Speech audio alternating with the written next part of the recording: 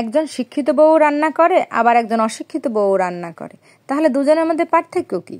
একজন অশিক্ষিত মেয়ে যখন রান্না করবে তখন সে শুধু রান্নাই করবে প্র্যাকটিক্যাল জ্ঞান দ্বারা। কার কোনটা দরকার এটা সে জানবে না।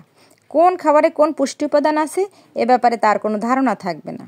পরিবারের কোন সদস্যদের কি দরকার, কার শরীরে কিসের ঘাটতি সেটাও সে বুঝতে পারবে না। একজন শিক্ষিত মেয়ে যখন রান্না করবে তখন সে জ্ঞান বুদ্ধিমত্তাকে কাজে লাগিয়ে রান্না করবে। পরিবারের কোন সদস্যদের কোন পুষ্টিগুণ দরকার, কার কার্বোহাইড্রেট দরকার, কার ভিটামিন দরকার, কার আয়রন দরকার, কার ফ্যাট দরকার সেটা সে বুঝতে পারবে। যে উপকরণ দিয়ে রান্না হচ্ছে সেটা স্বাস্থ্যসম্মত কিনা সেটাও সে বুঝতে পারবে। উপকরণের ডেট এক্সপায়ার হয়ে যায়নি তো সেটা নিয়েও সে চিন্তিত থাকবে।